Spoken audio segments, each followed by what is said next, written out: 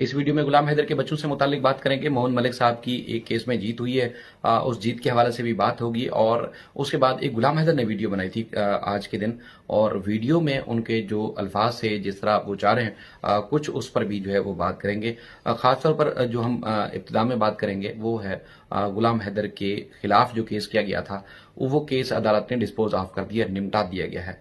वो क्यों निपटाया गया है और उस केस में था क्या। आपको याद होगा कि सीमा और सचिन और खासतौर पर एपी सिंह साहब, इनको ले जाया गया था जेवर कोर्ट, और वहां पर जाके गुलाम हैदर के खिलाफ, चूंकि वो बात उस वक्त तूल पकड़ रही थी कि गुलाम हैदर बहुत जल्द भारत जाने वाले हैं, और कोर्ट ने जिस तरह मोहन मलिक साहब ने बताया था कि परमिशन दी है कि उनके बच्चे उनको मिल जाएंगे, तो उस वक्त गुलाम हैदर का रास्ता रोका जाए, भरपूर कोशिश की गई थी। और गुलाम हैदर का रास्ता रोकने के लिए न सिर्फ पुलिस में कंप्लेंट फाइल की गई, मोहन मलिक साहब के खिलाफ पुलिस में कंप्लेंट फाइल की गई, बल्कि पुलिस ने जब इस बात पे कोई रिएक्शन नहीं दिया, कोई कार्रवाई नहीं की, तो उसके बाद फिर जेवर कोर्ट में सीमा मीना के नाम से जो है, सीमा सचिन मीना के नाम से केस जो है बाकायदा तौर पर फाइल किया गया था। अब उस केस में उनका कहना क्या था, जिस तरह इनके ऊपर भरपूर किस्म के जो इल्जामात थे मोहन मलिक साहब के ऊपर, गुलाम हैदर के ऊपर, वो लगाए गए थे, और केस जो था बुनियादी तौर पर सीमा सचिन मीना वर्सेस गुलाम हैदर। वो केस, चूंकि अदालत ने इनसे स्टेटमेंट मांगे थे कि आप आएं और अपने एक स्टेटमेंट की शक्ल में बयान रिकॉर्ड करवाएं। एक टाइम तक केस अदालत में पेंडिंग रहा, बार बार जो है वो जो पिटिशनर थे या सीमा सचिन या एपी सिंह साहब, उनको बुलाने के बावजूद वो नहीं आए, और अदम पैरवी के ऊपर, या आप ये कह सकते हैं कि नॉन प्रोसिक्यूशन के ऊपर, अदालत ने ये केस डिस्पोज ऑफ कर दिया। यानी कि वो अगर पेश होते, पहली बात तो ये है कि उनके पास कोई जवाब था नहीं। जिस तरह पुलिस में कंप्लेंट दी या मुख्तलिफ जगहों पर उन्होंने इल्जामात आयद किए थे कि जी आतंकवादी हैं और ये हम भारत आएंगे तो शदीद भारत को नुकसान पहुंच सकता है, लोगों के सेंटीमेंट खराब होंगे, ये होगा वो होगा, उस पर जो है वो खासतौर पर जो चीजें सामने आई हैं, उसमें अदालत ने उनका केस साबित करने के लिए, या केस में क्या कुछ उनके पास प्रूफ है, वो प्रूफ पेश करने में नाकाम रहे, और अदालत की जानिब से बार बार तलब किए बावजूद पेश नहीं हुए, जिस पर अदालत ने इनके केस को निपटा दिया है। अब एक तरफ से हम कह सकते हैं कि जिस तरह के इल्जामात मोहम्मद मलिक साहब के ऊपर, गुलाम हैदर के ऊपर आयद किए गए थे, वो तमाम इल्जामात धूल चाटते हुए उन्होंने जो है वो अदालत की तरफ से एक समझ के मुंह पर तमाचा मार दिया गया है, और गुलाम हैदर को इस मामले में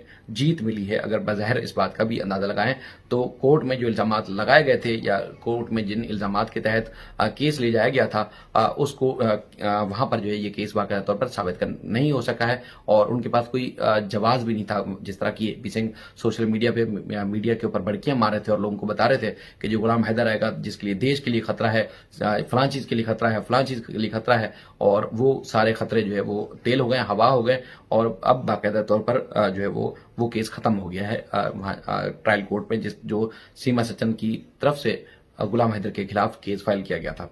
अब आगे बढ़ते हैं, और उसमें जो मुख्तलिफ चीजें हैं, जिस तरह आप एक तवील अरसे से देख रहे हैं कि फलाने केस खराब किया, फलाने केस खराब किया, फलाने केस खराब किया, केस किसने खराब किया, जो भी चीजें हैं वो आप तकरीबन जो तवातर से मुख्तलिफ लोगों की वीडियोस देखते हैं, वो आप सब बेहतर तरीके से जानते हैं। गुलाम हैदर चूंकि बाप है, और गुलाम हैदर के खिलाफ जिस तरह एक जहनसाजी की जाती है, माइंड मेकिंग की जाती है, उसमें यकीनन वो लोगों की वीडियोस देखता है, वो लोगों की बातें सुनता है, तो उसको यकीनन गुलाम हैदर भाई को इस बात की तकलीफ होती होगी। आज उन्होंने एक वीडियो बनाई जिसमें उन्होंने एक तो कहा कि देखें, कहा गया जी फलां से हमने केस ले लिया, फलां को हमने दे दिया, ना तो मैंने किसी को बुलाया था, ना ही मैंने किसी से केस लिया है, वो पहले भी हमारे साथ थे, आज भी हमारे साथ हैं, और हमारे साथ जो उनका एक रिश्ता है, एहतराम का रिश्ता है, और हम उनके शुक्रगुजार हैं और शुक्रगुजार रहेंगे। हम ना पहले ना किसी से इल्जाम आयद किए थे, ना अब किसी के ऊपर इल्जाम आयद कर रहे हैं। और दूसरी बात यह है कि बार बार ये तासुर दिया जाता है कि फलां हमारे मजहब को गाली दे रहा है, फलां हमारे जो है वो रिलीजन को गाली दे रहा है, या उसने हमारे रिलीजन के खिलाफ बात की, तो उसमें जो है वो ज्यादातर लोग खासतौर पर जो एक एंटी सेंटिमेंट रखते हैं पाकिस्तान के खिलाफ, इस्लाम के खिलाफ, वो इस बात को हवा देते हैं, इस बात को प्रमोट करते हैं कि देखें, मामला असल में यह है कि गुलाम हैदर के बच्चे इस वजह से नहीं मिलेंगे, उनको सीमा वापस नहीं जाएगी। अब उनका ये कहना है गुलाम हैदर का कि जो लोग आके बात कर रहे हैं, मैं सोशल मीडिया पे भी मैंने किसी को आने का नहीं कहा था, लोग जुड़ते गए, कारवां बनता गया, बात आगे बढ़ती गई, खुद ही लोग आते गए और खुद ही एक दूसरे के ऊपर इल्जाम लगा रहे हैं, तो उसमें मेरा बीच में क्या कसूर है। देखें, करोड़ों मुसलमान है पूरी दुनिया में, तो क्या कोई एक आदमी तो किसी जगह का या इस्लाम का ठेकेदार नहीं है इस बात का। अगर कोई भी हिंदू या किसी भी धर्म से ताल्लुक रखने वाला आदमी अगर वो इस्लाम या मुसलमानों को बुरा कहेगा, बुरा साबित करने की कोशिश करेगा, गालियां देगा, तो ये जरूरी तो नहीं कि कोई एक आधा ठेकेदार हो वो जवाब देगा। जहां जहां मुसलमान इस बात को बुरा समझेंगे वो यकीनन उसका रिएक्शन देंगे। जो लोग रिएक्शन दे भी रहे हैं इस बात पे, तो उनको ना मैं पहले से जानता था, ना अब जानता हूं, ना शायद मजीद मैं जानूंगा, लेकिन उनका ये कहना है कि मेरा उस मामले में कोई ताल्लुक नहीं है, वो नहीं जानते इस मामले को। अब बात आ जाती है कि वो लोग ऐसा कर क्यों रहे हैं। तो बुनियादी तौर पर आप सबके सामने है कि 1-1.5 साल से जिस तरह आप खुद लोग तो वैसे बोल देते हैं जी 18 महीने हो गए या जो है 2 साल हो गए, 2 साल 18 महीने कहाँ से हुए हैं। आप अगर कैलकुलेट करें तो वो 9 या 10 मई को यहां से गई थी और जुलाई में जो है उसको पकड़ा गया था। 7 जुलाई को उसकी जमानत हुई थी, 4 जुलाई को पेश किया गया था, तो 3 दिन के बाद उसकी जमानत हो गई। मामला ये है कि उस डेट को अगर आप 15-14 दिसंबर तक आप कैलकुलेट करें तो अब कहां से 1.5 साल बनता है और कहां से जो है वो 2 साल बन गए। बाकी लोग जो है वो एक लगी लिपटी बातें, जिस तरह वो कहते हैं कि 100 मुंह 100 बातें। बस एक ने अगर कह दिया जी 18 महीने हो गए तो सारे 18 महीने कहना शुरू कर देंगे। एक अगर कहेगा जी 2 साल हो गए तो सारे 2 साल कहना शुरू कर देंगे। ना अपनी बुद्धि है, ना अपना सोचना है, ना अपनी अकल इस्तेमाल करनी है, ना अपनी सोच इस्तेमाल करनी है। हाँ, ये जरूर कहेंगे लेकिन जी सीमा यहाँ आई है तो पाकिस्तान को कुछ करना पड़ेगा। पाकिस्तान को क्या करना पड़ेगा? क्या करेगा पाकिस्तान? मतलब अगर तुम्हारे घर में कोई आके घुसेगा तो पाकिस्तान आके वहां से निकालेगा। खुद तुम लोगों के अंदर कुव्वत नहीं है, जुर्रत नहीं है वहां से निकालने की। बैठ के इल्जामात लगाते हैं। और इसी बात का गुलाम हैदर ने भी जवाब दिया कि गुलाम हैदर अगर सोशल मीडिया पे आके वो बात करता है तो गुलाम हैदर के ऊपर भी इल्जाम आयद किए जाते हैं और ये बावर कराने की कोशिश की जाती है जी गुलाम हैदर तो मजलूम बाप भी नहीं है। गुलाम हैदर जो है वो अपने बच्चों से मुखलिस भी नहीं है, उसको बच्चे भी नहीं चाहिए, उसको तो यूट्यूब चैनल चलाना है। गुलाम हैदर जिसकी वो औलाद है, क्या गुलाम हैदर से ज्यादा कोई बच्चों से मुखलिस हो सकता है? जिसका घर उजड़ा, जिसका सब कुछ तबाह हुआ, क्या उससे ज्यादा कोई ताकतवर या उससे ज्यादा कोई दुखी हो सकता है? यकीनन गुलाम हैदर से ज्यादा ना तो मैं दुखी हो सकता, ना आप हो सकते हैं, दुनिया का कोई भी शख्स दुखी नहीं हो सकता। हाँ, कानूनी तौर पर जितनी मदद हो सकी हमने की और इंशाल्लाह करेंगे भी। बाकी चूंकि बहुत सारे फसादी लोगों का ये एक खासा रहा है कि वो क्या करते हैं, एक उनका चूंकि मंजन तो बिकता नहीं है, उनको चूरन बेचना होता है, उनको यूट्यूब चैनल चलाने हैं, बुनियादी तौर पर तो उन्हीं के दिहाड़ी लगानी होती है, उनका ही रोजगार है।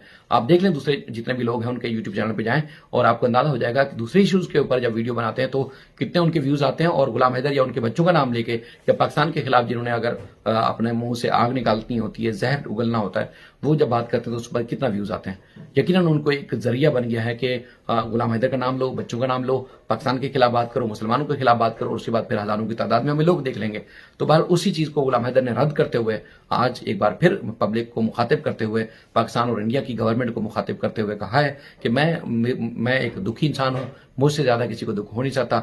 मेरे बच्चे जो है वहां फंसे हुए हैं, 4 बच्चों की जिंदगी का सवाल है। अगर कोई आपस में एक दूसरे को टारगेट कर रहा है अपनी जाति वजह से तो उसको मुझसे न जोड़ा जाए। मैं किसी को जानता नहीं हूं, लेकिन ये भी हरगिज नहीं होना चाहिए कि मेरे साथ नाइंसाफी हो। उन्होंने खुद कहा कि देखिए मैं अल्लाह की जात से कभी मायूस नहीं हो सकता। मैंने तो खाना काबा के सामने खड़े होकर गलाफ पकड़ के अल्लाह ताला से दुआ की थी कि मेरे साथ इंसाफ हो, ना इंसाफी नहीं होनी चाहिए। तो मैं तो ना इंसाफी जो है कभी भी मैं सोच भी नहीं सकता कि मेरे साथ हो। मुझे अल्लाह ताला ही मौजा करेगा और मेरे बच्चे वापस मिलेंगे। और उसके बाद फिर मुख्तलिफ लोग जो आते हैं रंग बदलते हैं, कभी गुलाम हैदर की साइड हो जाते हैं, कभी सीमा की, कभी एपी सिंह की गोद में बैठते हैं या कभी बच्चों को गालियां देते हैं। तो उनको मुकाफात अमल है। आज अगर लोगों को गालियां पड़ रही हैं तो वो लोग हैं जो लोगों को 1 साल से 1.5 साल से डंके की चोट पे गालियां देते हैं, बुरा भला कहते हैं, तो यकीनन उनको पड़ रही हैं। ये गुलाम हैदर साहब का एक खुलासा था जो कि उन्होंने लोगों के सामने रखा। बहरहाल उनका ये कहना है कि आखिरी सांस तक वो बच्चों के लिए लड़ते रहेंगे। कानूनी तौर पर जहां जहां दरवाजा खटखटाना पड़ा वो जरूर खटकाएंगे। बाकी ये लोगों का ख्वाब है कि माजी में अगर कुछ लोगों के इख्तलाफात पैदा किए तो आज जो है वो गुलाम हैदर से या उसको जज्बाती करके या इकरा जुनेजू साहबा को इस तरह जज्बाती करके या किसी और को इस तरह उकसा कर जो अपनी मर्जी के स्टेटमेंट दिलाएंगे या अपनी मर्जी की बात करवाएंगे या फिर इस बात पे मजबूर किया जाएगा जी कुछ डॉक्यूमेंट्स पब्लिक करें, तो वो कभी भी नहीं होगा, इनके ख्वाब पूरे नहीं होंगे। हाँ, जो हमने चैलेंज दिया आज एक बार फिर चैलेंज है, वीजे का स्टेटस क्या है, जरा असलियत आपको पता है तो बता दो। वीजा जारी हुआ है वो बता दो, वीजे की एप्लीकेशन रिजेक्ट हुई है वो बता दो, एनसीपीसीआर को एप्लीकेशन दी गई थी, उन्होंने अपने एक्सटर्नल अफेयर को लिखा था, उसका क्या जवाब आया वो बता दो। कोर्ट्स में चार्जशीट क्यों नहीं पेश हो रही, कोर्ट्स में केसेस अब तक पेंडिंग क्यों हैं, उनकी असल वजह क्या है वो बता दो। शायद अगर आपके पास जवाब हो तो दे देना। बाकी जहर उगलना है, बकवास करनी है या एक झुंड की तरह के भौंकना शुरू कर देना तो करते रहो, कोई मसला नहीं है, हमें कोई फर्क नहीं पड़ रहा है। एक्सपोज आप लोग खुद ही हो रहे हैं जो आके इस तरह की बात कर रहे हैं। बाकी किसी को किसी चीज से कोई परवाह नहीं है। हमें उम्मीद है अल्लाह ताला की जात से कि इंशाअल्लाह अल्लाह ताला इस मामले में मायूस नहीं करेगा। हाँ, हमसे जितना हो सका हमने किया भी अल्लाह की रज़ा के लिए और मज़ीद भी अल्लाह की रज़ा के लिए हम गुलाम हैदर के साथ रहेंगे। बाकी जितना आप लोगों को हो सकता है, जिस तरह हो सकता है, जिसने जो करना है वो करता रहे, उससे कोई हमें सरोकार नहीं है। बाकी वो कानून, वो संविधान, वो अदालतें, वो निज़ाम इंशाअल्लाह ज़रूर इंसाफ ज़रूर करेगा। बाकी जहाँ तक मोहम्मद मलिक साहब को टारगेट करते हैं, तो मोहम्मद मलिक साहब खुद अच्छे से जानते हैं, अगर एक भी बात होती तो वो आके पब्लिक करते, बताते लोगों को कि मैं फलां की वजह से नहीं आ रहा, फलां की वजह से नहीं आ रहा।